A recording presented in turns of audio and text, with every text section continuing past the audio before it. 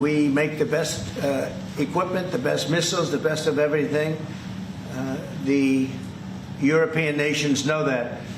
And we've made a deal today, and I'm going to have Mark speak about it, but we've made a deal today where we are going to be sending them weapons and they're going to be paying for them. The United States will not be having any payment made. We're not buying it, but we will manufacture it and they're going to be paying for it. Our last meeting of a month ago was very successful in that they agreed to 5%, which is more than $1 trillion a year, so they have a lot of money. And these are wealthy nations. They have a lot of money, and they want to do it. They feel very strongly about it, and we feel strongly about it, too. But we're in for a lot of money, and we don't want to do it anymore, and we can't. But we make the best, and we're going to be sending the best to NATO, and in some cases to maybe, at Mark's suggestion, if we go to Germany, where they're going to send early on missiles, and they'll be replaced, and NATO is going to take care of it. It's going to be coordinated by NATO, and they're going to work very much with Matt Whitaker, who's right here, who's a great ambassador, and Matt's going to be coordinating. You better do a good job, Matt. I will. But Matt's going to coordinate. He's a very talented guy. He's going to coordinate everything. So in a nutshell, we're going to make top-of-the-line weapons, and they'll be sent to NATO.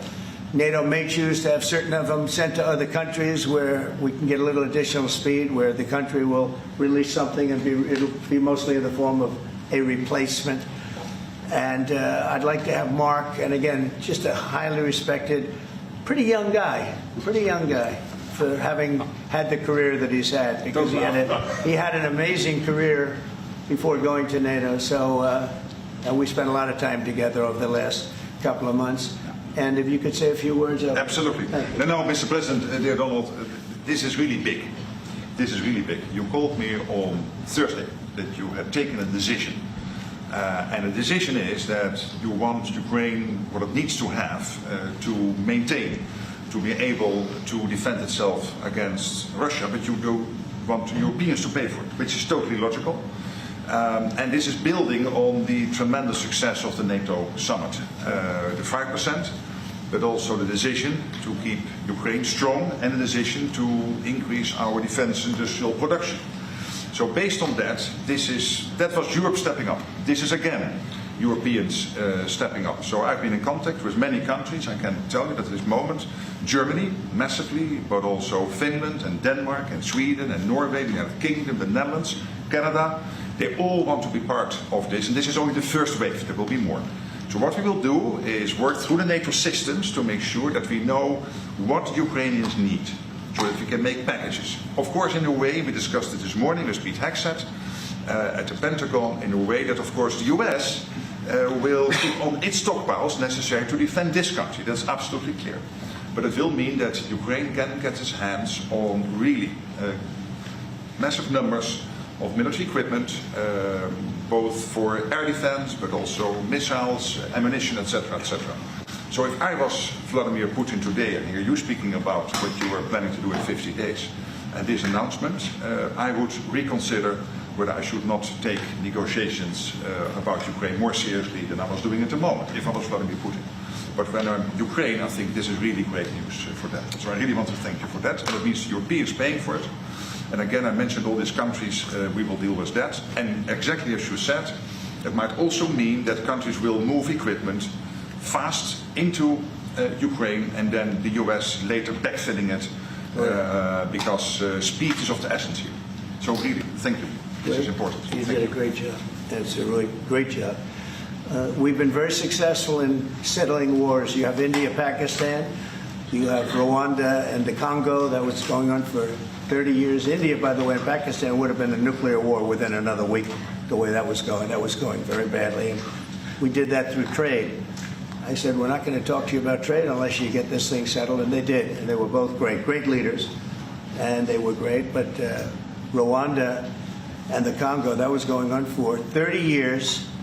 And at least 7 million people killed, and killed with a lot of pretty rough weapons like machetes, heads chopped off, going on for many years. You couldn't even get near the countries. Nobody wanted to get near. It's so frightening. And we got that one solved. Serbia, Kosovo, got that solved. That was going to be one that was going to happen. And again, that was something I use. I use trade for a lot of things, but it's great for settling wars. That was really very important. Marco is working very hard with everybody here on the Strip, the Gaza Strip. I call it the Gaza Strip, one of the worst real estate deals ever made. They gave up the oceanfront property, one of the worst deals ever made. But it was supposed to bring peace, and it didn't bring peace. It brought the opposite. But we're doing pretty well on Gaza. Steve Witkoff is here, and I think we could have something fairly soon to talk about. And we solved other one that we just seem to have, Armenia and Azerbaijan. It looks like that's going to come to a conclusion, successful conclusion. We worked on Egypt with a next-door neighbor who is a good neighbor. They're friends of mine, but they happened to build a dam which closed up water going into a thing called the Nile. I think if I'm Egypt, I want to have water in the Nile, and we're working on that one. It's a problem, but it's going to get solved. They built one of the biggest dams in the world, a little bit outside of Egypt. You know about that? You've been hearing about that one. And that turned out to be a big problem. I don't know. I think the United States funded the dam. I don't know why they didn't solve the problem before they built the dam. But it's nice when the Nile River has water. It's a very important source of income and life. It's the life of Egypt. And to take that away is pretty incredible. But we think we're going to have that solved very quickly. So we do good. The only one we haven't been able to get to yet is Russia. And I'm not happy. And I will tell you that Ukraine wants to do something. Again, it's a war that should have never started. If I were president, it never would have happened. I used to speak to President Putin about it a lot. It was the apple of his eye. But once I saw what was going on, I said, they're going to have a war here. I was outside. Election was rigged. And I was outside looking in. And I said, that thing's going to be a war. Couldn't believe it, because what Biden said was the exact opposite of what should have been said. And it started, and it's a real mess. We're losing, I guess they're losing 5,000 or 6,000 people a day. It's actually now more. I was saying 5,000 a day. It's actually more now. Mostly soldiers, but a lot of people in cities and towns that are getting blown up too. It's a horrible war, and it should be stopped. And so if it's not done, if we don't have an agreement in 50 days, that's what we're doing. Secondary tariffs, and they're biting.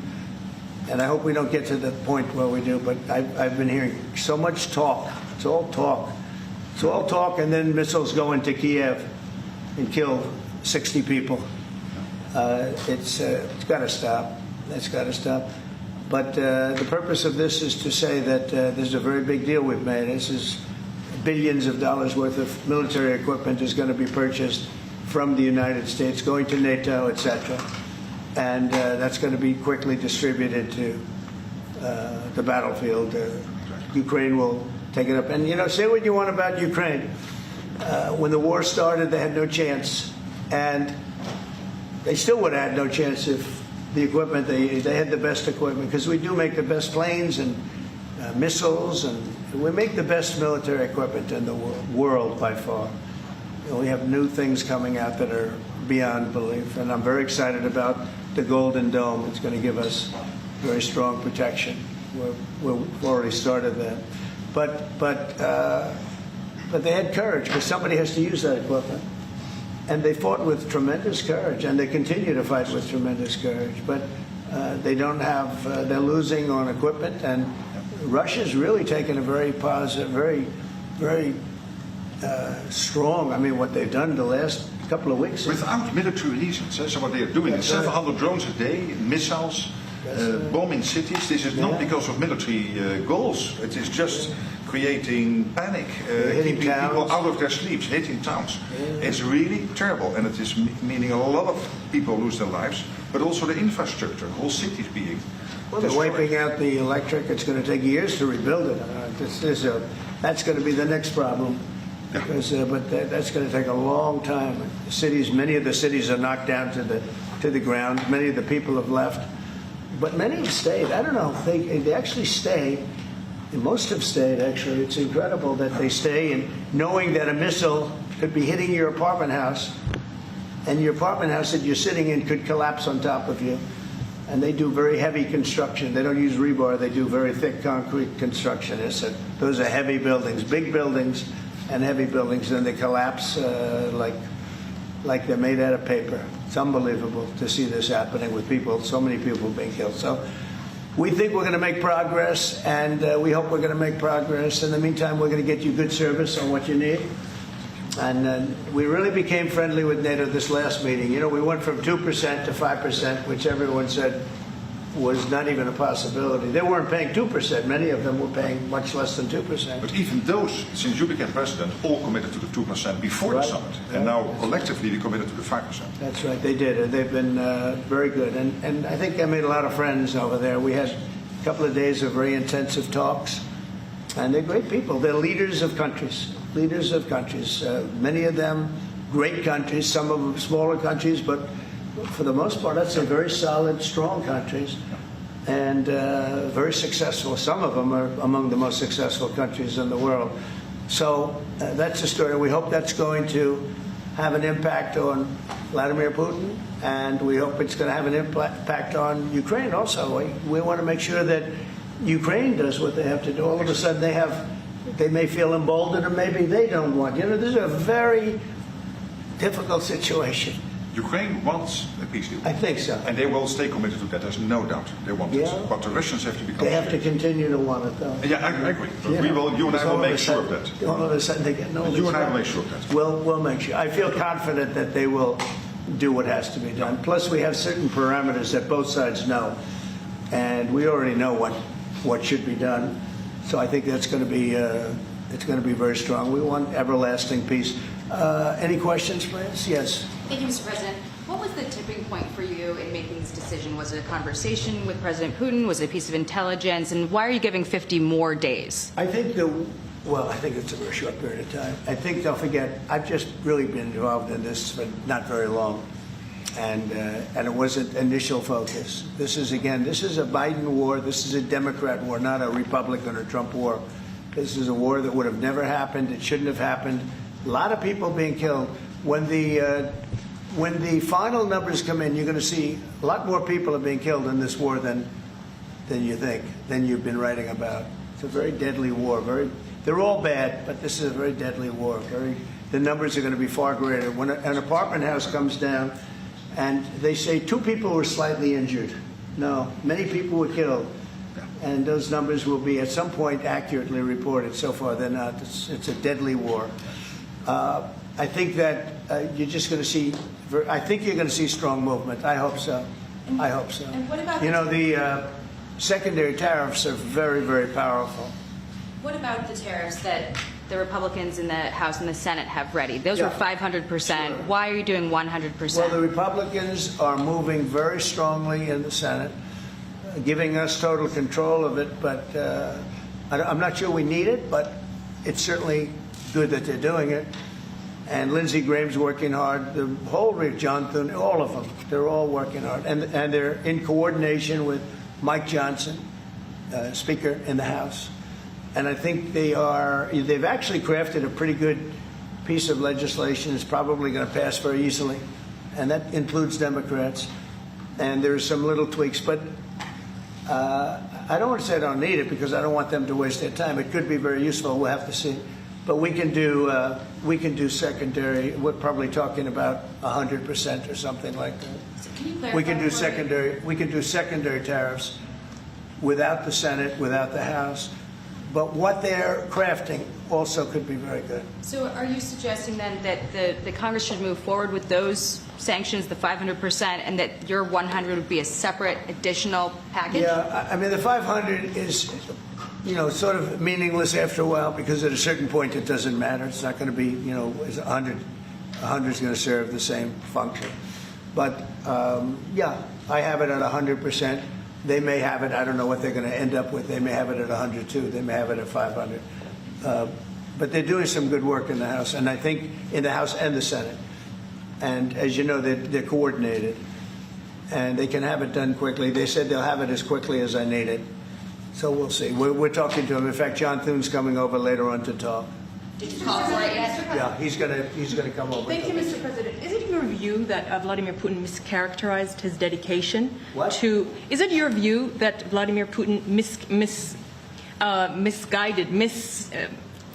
did not clarify his intention Yeah. to a peace deal? Well- And what happens now in the next phase? Is there? We're going to see. I mean, we're going to go for a period of time. Maybe he'll start negotiating. I think I felt, I don't know about you, Mark, but I felt that we had a deal about 4 times.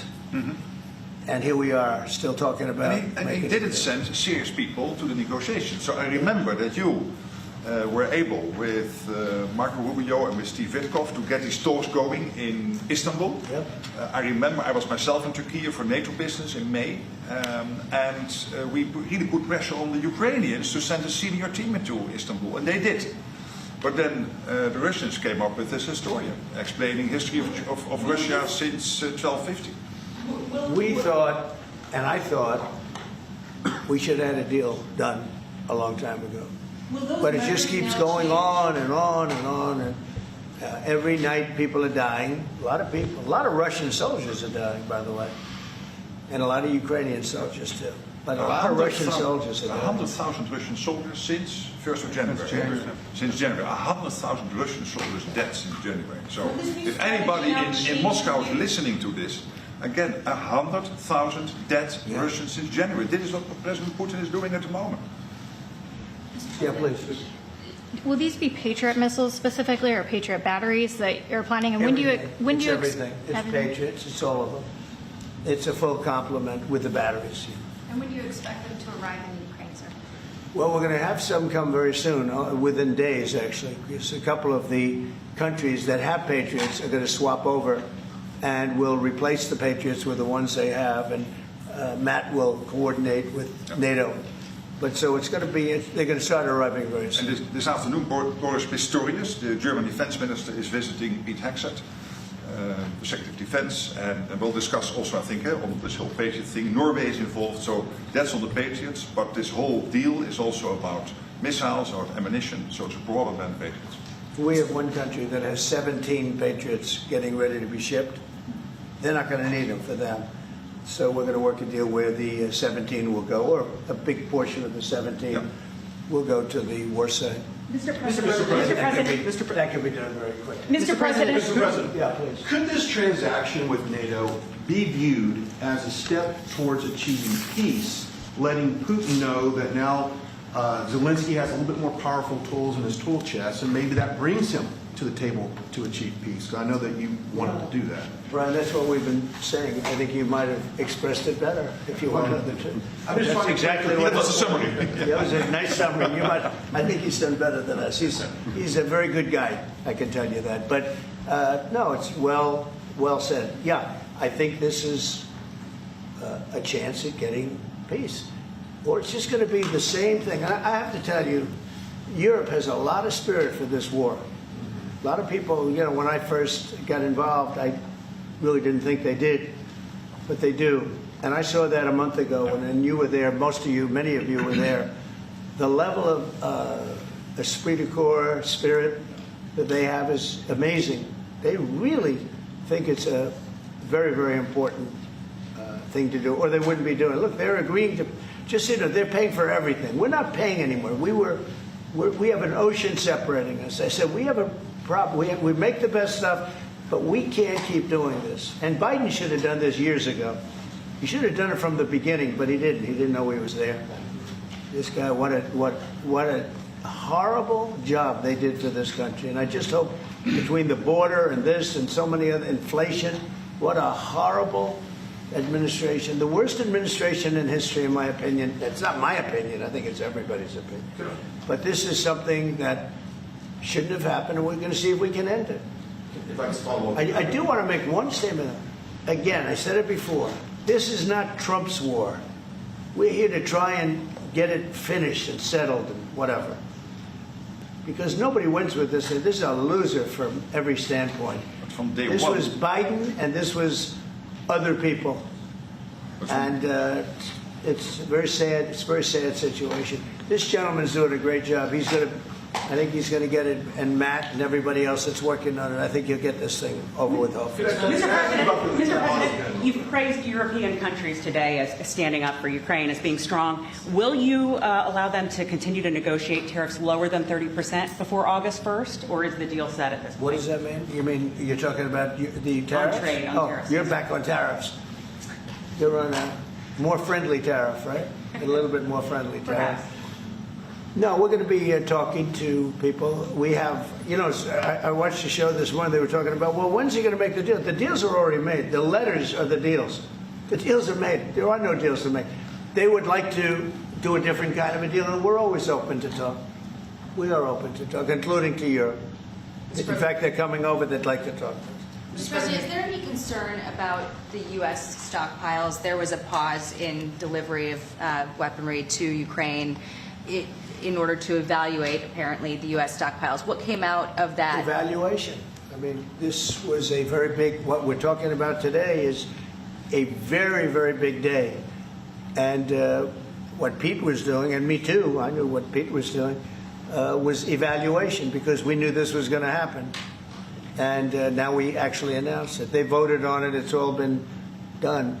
So obviously that has a big impact on, when you say pause, obviously you're not going to be doing things if you don't know what's going to happen here. But we were pretty sure this was going to happen, so we did a little bit of a pause. But this is a very big, event today. This is something Mr. President, if Putin escalates further, how far are you willing to go in response? In what? How far are you willing to go if Putin were to escalate, send more bombs in the coming days? Don't ask me a question like that. How far? I want to get the war settled. They're not Americans that are dying in it, and I have a problem, and JD has a problem. It's a stance that he's had for a long time. They're not Americans dying, but there are a lot of people dying, and on something that should be able to be settled. And we all agree with that. This group of people, we want to defend our country, but ultimately, having a strong Europe is a very good thing. It's a very good thing. So I'm okay with that. Yeah, please, in the back. Yeah. Is there a ceiling on what the Europeans are willing to pay for? And it sounds like, are you ruling out the U.S. paying for from additional weapons through drawdown authority? Shall I try to answer that? Because basically what the President is saying, that he is willing, of course, taking consideration what the U.S. needs itself. So it's not that you can have a shopping list and you can order whatever you want, because the U.S. has to make sure that the U.S. keeps its hand on what the U.S. needs also to keep the whole world safe, because in the end you are the police agent of the whole world. You're the most powerful nation on earth, the most powerful military on earth. But given that, the U.S. has decided to indeed massively supply Ukraine with what is necessary through NATO. Europeans 100% paying for that. And what we have been doing over the last couple of days is talking with countries, and I just mentioned the ones who in the first wave immediately said, we want to chip in. And then you're really talking about big numbers. Take Germany visiting today. They're really talking about big numbers. Can we get some clarity? I will say that I spoke with Germany, spoke with most of the larger countries, and they are really enthusiastic about this. They want to, and they're willing to go very far. I will tell you, as per your question, how far would I go? They want to go very far. They don't want this to happen. That's why I think from Putin's standpoint, it would really be good. He gets the country's economy is doing very poorly, and he's got to get his economy back. He's got to save his economy. He could save his country in a sense, but the economy can destroyed a lot of countries over the years. He wants to get that economy back. And, he's got a great country for trading and other things. If they could use the assets instead of war, he's got some tremendous potential. That's what I would say. How did you deliver this news to Putin, sir? Say it? How did you tell Putin this was coming? I speak to him a lot about getting this thing done. And I always hang up and say, well, that was a nice phone call. And then missiles are launched into Kiev or some other city. And I said, it's strange. And after that happens 3 or 4 times, you say, the talk doesn't mean anything. My conversations with him are always very pleasant. I say, isn't that a very lovely conversation? And then the missiles go off that night. I go home, I tell the First Lady, I spoke to Vladimir today. We had a wonderful conversation. She said, oh, really? Another city was just hit. So it's like, look, he's, I don't want to say he's an assassin, but he's a tough guy. It's been proven over the years. He's fooled a lot of people. He fooled Bush. He fooled a lot of people. He fooled Clinton, Bush, Obama, Biden. He didn't fool me. But what I do say is that at a certain point, ultimately talk doesn't talk. It's got to be action. It's got to be results. And I hope he does it. It's potentially such a great country to be wasting so many people on this and the money. And look at what's happened to his economy. Look at what's happened. So, And with the threat in 50 days, Yeah, economy will be hit it's, very hard. The First Lady's I mean, look, I hope he's going to do it. He knows the deal. He knows what a fair deal is. If there is such a thing as a fair deal, there's no winners here. This is a loser. This is a loser. And I dealt with him from the beginning. It wouldn't have happened, but I will say Ukraine was the apple of his eye. We talk about it. It was the apple of his eye, but it wasn't going to happen. And he understood that. It wasn't going to happen. And then I noticed, after I was out, I noticed soldiers forming at the border. Yeah. And then I heard horrible, stupid things being said from the other side. And I said, they're really handling it very, very wrong. It's a shame. Yeah. Can I add one thing, and that is about President Trump, because you came in office in January. On the 12th of February, you had your first phone call with Putin. I think you did exactly what I hope you would do. That is breaking the deadlock, starting the conversation, because you have to test him. I know Putin very well from the days when I was Prime Minister in the Netherlands. You have to test him. And you did this, and you really gave him a chance to be serious, to get to the table, to start negotiations. Steve Witkoff, Marco Rubio, we all try to help you. But you've now come to a point where you say, well, hey... We actually thought we had probably 4 times the deal. Yeah. I mean, you would have called and you said, Yeah. this looks good. Yeah. And then the deal wouldn't happen because bombs would be thrown out that night and you'd say, we're not making any deals. It was like... But you breaking the deadlock was crucial because you had to start that process. And you were the only one who was able to do that. I think we'll get it done. Do you think he's reasonable enough to negotiate an I end to think we're this? going to get it done. I think, look, this is a very powerful situation. You have very wealthy countries buying the best equipment in the world. And we have the best equipment in the world. We make equipment like no other. Our submarines, nuclear submarines, are so powerful. They're the most powerful weapon ever built. And we have the best in the world they're 20 years behind, 25 years behind us.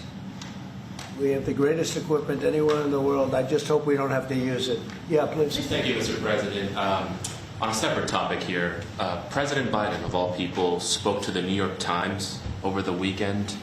He did not speak to them on the record during his time in office at all, but he spoke to them recently. And he defended his use of the auto pen and said that he signed off on every decision. But at the same time, the Times reports that he did not individually approve each name for the categorical pardons that applied to large numbers of people. What are your take on that? Any new revelations from that? Well, I mean, you're talking about the auto pen. Look, the auto pen, I think, is maybe one of the biggest scandals that we've had in 50 to 100 years. This is a tremendous scandal. And I know the people on the other side of see that desk, that Resolute desk? Unfortunately, he used it before me. But, we have our choice of 7 desks. They're all beautiful. But I chose the Resolute, and so did he, unfortunately. But the people on the other side of the Resolute desk, I know them. Lisa, the whole group, and they're no good. They're sick people. And I guarantee you he knew nothing about what he was signing. I guarantee it. So they're going to figure it out, and we'll see what happens. But to me, the auto pen, you elected president. You know what the auto pen is supposed to do? Sign thousands of letters from young people that write. We get thousands of letters a week, Susie, right? Thousands. I mean, tens of thousands sometimes. I look at there's a room where we have many, many people working, responding and sending letters back. That's what an auto pen's supposed to be. To write to a young 7-year-old boy that writes to the president and he wants to be president someday and he loves America. That's what the auto pen's supposed to be. It's not supposed to be for signing major legislation and all the things. No, the auto pen, and I doubt he knew. I doubt they even spoke to him about it. I think they had, it's called a freewheeling auto pen. Like, Biden was never for open borders. Biden was never for transgender for everyone. So I don't think I think the radical left people that took over the White House, and if I didn't win, our country was finished. You know, when I was in, and I said this a couple of times, I hope I don't bore you with it, but when I was in Saudi Arabia, I was in Qatar, I was in UAE, and then I met with all of your leaders, Yes, sir. including you, a great leader. He's now the leader of many countries, not just No. But I met with a lot of leaders over the last 2 months in the Middle East and all of the NATO countries. And I will tell you, they had one common phrase. They thought America was dead 1 year ago. And today they say, and they all say it, and I hope you'll back me up on this, but they say now it's the hottest country anywhere in the world. It is. Look at our numbers. Look at the numbers we made. You see, we made $25 billion last month. We didn't make that for years. The tariffs are kicking in. The economy is very strong, even though we have a Fed person who's terrible. He doesn't know what the hell he's doing, but that's all right. We blow through interest rates. We're doing so well, we blow through it. Be nice because people would be able to buy housing a lot easier. But think of it. We thought your country was dead, and they were dealing with China because they were really going to China, but not anymore. But we thought your country was dead, and now you have the hottest country anywhere in the world. So we've done a really good job, and it's an honor to have this man. This man is a star, and he's going to be dealing with another one of my stars, Matt, and you're going to do a great job, Matt Whitaker. Okay? Thank you very much, everybody. Thank you, guys. Thank you, guys. Thank you, guys. Thank you, guys. Thank you. Thank you very much. Thank you, guys.